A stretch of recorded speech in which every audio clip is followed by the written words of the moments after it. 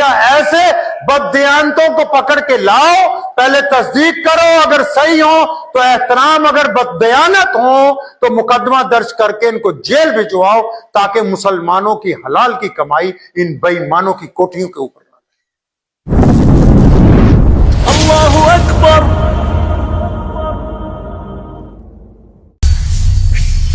अब मस्जिदें, रमज़ान शरीफ आ रहा है, मस्जिदों में आप देखेंगे कि अक्सर लोग चंदा करने के लिए आएंगे। तो मेरे दादा मोहतरम हज़रत मौलाना मुफ्ती मोहम्मद अहमद लुधियानवी रहमतुल्लाह अलैह हमें समझाया करते थे। मेरे वालिद भी शेर इस्लाम मौलाना हबीबुर रहमान लुधियानवी रहमतुल्लाह अलैह अक्सर एक लोग बार बार आते थे। अल्हम्दुलिल्लाह अब भी ये सिलसिला है, बार बार आते। तो हमने बचपन में एक दफ़ा उन्हें कहा कि अब्बू जी ये लोग बार बार आते, तो बहुत सी मुख्तसर सी बात समझाई, काम की बात है, आप भी पल्ले बांध लीजिए। कहा करते थे कि बेटा ये खुदा का शुक्र नहीं है कि अल्लाह तबारक व तआला ने तुम्हें देने वालों में रखा है, लेने वालों में नहीं रखा। अल्लाह का शुक्र नहीं है। हर बंदा अपनी जगह बैठ के सोच ले, चाहे वो छोटा काम करता है या बड़ा काम करता है, आपको अल्लाह ने देने वालों में रखा है, लेने वालों में। हमारी माँ अम्मी आयशा रज़ियल्लाहु ताला अन्हा को प्यारे पैगंबर जनाब मोहम्मद सल्लल्लाहु अलैहि वसल्लम ने फरमाया, आयशा अगर मैं घर पे ना रहूं और कोई आ जाए, कोई सवाल करे, ऐसा ना हो कि वो खाली आ जाए, खाली नहीं लौटाना है। हम लोगों का पहला सवाल ये होता, ओ हट्टा कट्टा है तू। अच्छा, ईमानदारी से जरा अपने अंदर गिरेबान में झांक लें। हम लोग ईमानदारी से अगर हम अपने गिरेबान में झांक लें, जो हमारी ज़ाती कारनामे हैं या जो ज़िंदगी हमारी गुजर चुकी है, जो हमने गुनाह किए हैं, जो हमारी नीयतें ख़राब अगर रही हैं, तो क्या हम इस काबिल थे जहां आज हैं? अगर आपको ये लगता है कि मांगने वाला हट्टा कट्टा है, तो जो कुछ अल्लाह ने आपको दे रखा कि आप उस काबिल हैं।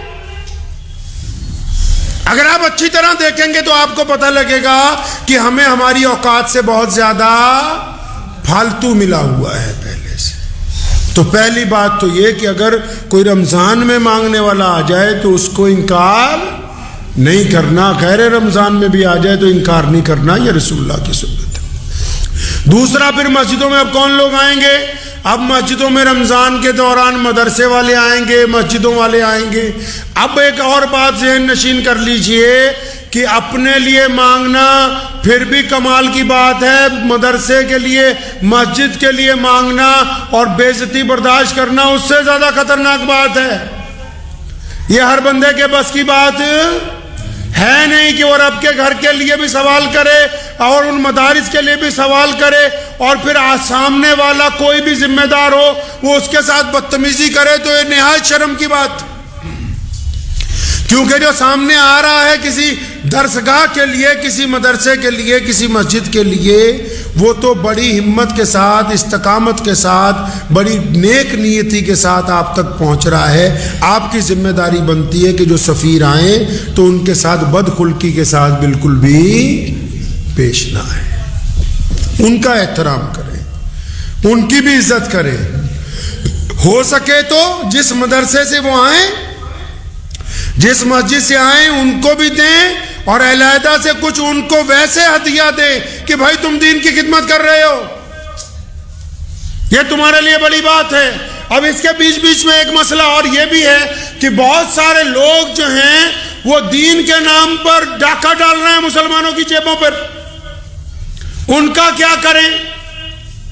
ये तो दुरुस्त है, जो लोग मस्जिद मदारिस के लिए आ रहे हैं वो बड़ी नेक नियति के साथ आ रहे हैं, लेकिन उनके ही बहरूप में छुपे हुए चंद डाकू ऐसे हैं जो किसी मस्जिद की तरफ से नहीं, पंजाब के नाम पे तो आजकल होलसेल में, जो किसी मदरसे की तरफ से नहीं है।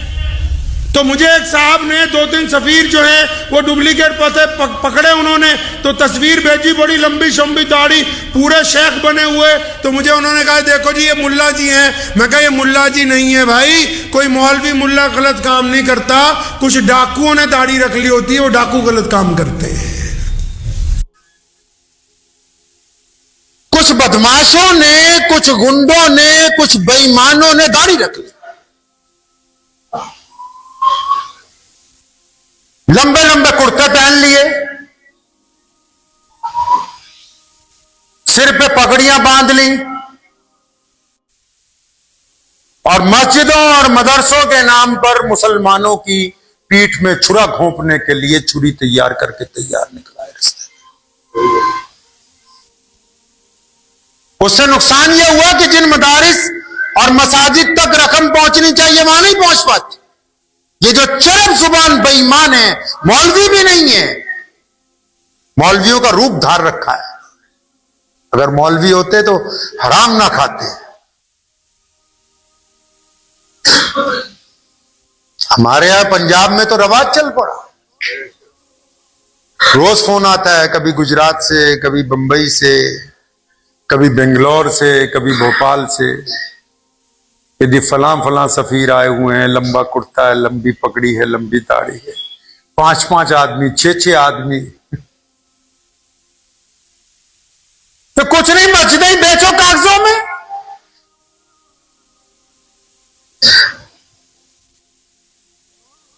तो जो लोग दीन का नाम लेके दीन से बददयांती करना चाहते,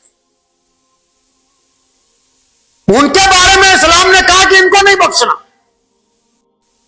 ये जो गदागर मांग रहा है, झूठ बोल रहा है अपने लिए, लेकिन वो अपने लिए बोल रहा है कि जी मेरी बेटी की शादी है, मेरी मां बीमार है, मेरा बाप बीमार है, वो अपने घर के लिए झूठ बोल रहा है। लेकिन ये जो बेईमान खड़ा होकर कह रहा है कि जी मैंने पंजाब में मस्जिद खाली करवाने के लिए पैसा चाहिए, मुझे पंजाब में फला मस्जिद गिरा दी गई थी, मैंने उसको खाली करवाया, उसके लिए पैसा चाहिए, जबकि जमीन पर इसने कुछ नहीं किया। ऐसे बददियानतों को पकड़ के लाओ, पहले तस्दीक करो, अगर सही हो तो एहतराम, अगर बददयानत हो तो मुकदमा दर्ज करके इनको जेल भिजवाओ, ताकि मुसलमानों की हलाल की कमाई इन बेईमानों की कोठियों के ऊपर ना जाए। इनकी पहली पहचान ये है कि अकेले चंदा नहीं करते। जो आम मदरसे का सफीर होता है, नेक लोग होते हैं, वो एक ही बंदा जाता है कि भाई मैं फला मस्जिद से आया, मदरसे से। ये 5-5 जाते हैं। गीदड़ है ना, गीदड़ समझते हो, गीदड़ डरपोक होता है, तो ये 5-5, 6-6 जाते हैं, एक को बाबा बना लेंगे कि ये बड़ा शैखुल हदीस है जी, नऊजुबिल्लाह। ये 5-5, 6-6 जाते हैं बिहार में, गुजरात में, महाराष्ट्र में, वहां के भोले भाले मुसलमानों को बेवकूफ बनाने के लिए। हमारे यहां भी आते हैं, यूपी से, बिहार से। पिछले साल अल्हम्दुलिल्लाह 15 डुप्लीकेट मौलवी पकड़वाए अल्लाह के फजल करम से। कहिए सुभान अल्लाह। मुकदमा दर्ज करके जेल भी भिजवाए अल्हम्दुलिल्लाह। पैसा बांटे, सुबह शाम बांट रहे हैं। जब से ये मस्जिद खुली है अल्हम्दुलिल्लाह अब तक 1000 मसाजिद नई तामीर हो गई, नई मसाजिद के अलावा 1000 पुरानी खुल गई, डिस्पेंसरियां चल रही हैं, बीमारों का इलाज हो रहा है। लेकिन ये नहीं कि कोई बेईमानी करके मस्जिद मदरसा के नाम के ऊपर अपना घर बनाने लगे। ऐसा नहीं हो सकता। मोहम्मद रसूलुल्लाह सल्लल्लाहु अलैहि वसल्लम ने हमें सिखाया कि अपने दीन के वफादार रहो। दीन के, रसूलुल्लाह का नाम लेके दीन के साथ धोखा करना तो फिर ये समझना कि हम कामयाब हो गए हैं। ये बददियानत जो है मरने के बाद कब्र में इनको पता लगेगा कि तुमने पंजाब के नाम पर, कभी बिहार के नाम पर, कभी उड़ीसा, ये 3 मजलूम, जिनको हम मजलूम स्टेट कह लो, जिन्होंने धंधा बना रखा है इनका। ये सारी बातें खोल के इसलिए बता रहा हूं ताकि जब देना है अल्लाह और उसके रसूल के नाम पर तो दोनों आंखें खोल के,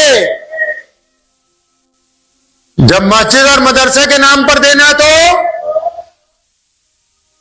दोनों आंखें खोल के कि पैसा सही जगह जाए।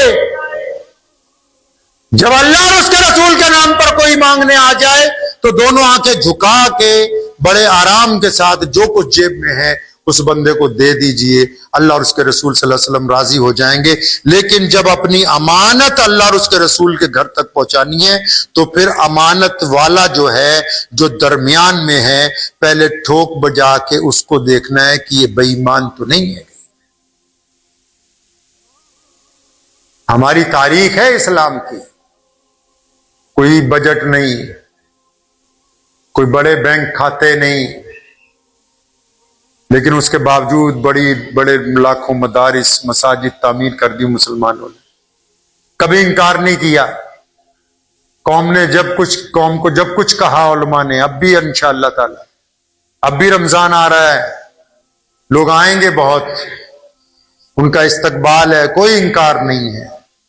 लेकिन इसके साथ साथ बेईमानों से मुसलमानों को बचाना वो मस्जिदों के प्रधानों की, मस्जिदों के जिम्मेदारों की ड्यूटी है। इस ड्यूटी के साथ ये बात जरूर याद रखें कि बेईमान पकड़ने के चक्कर में किसी ईमानदार की बेइज्जती नहीं होनी चाहिए। मुझे उम्मीद है कि आपको ये वीडियो पसंद आई होगी। अगर पसंद आई हो तो ये आप अपने दोस्तों के साथ शेयर करें और इस चैनल को सब्सक्राइब जरूर करें।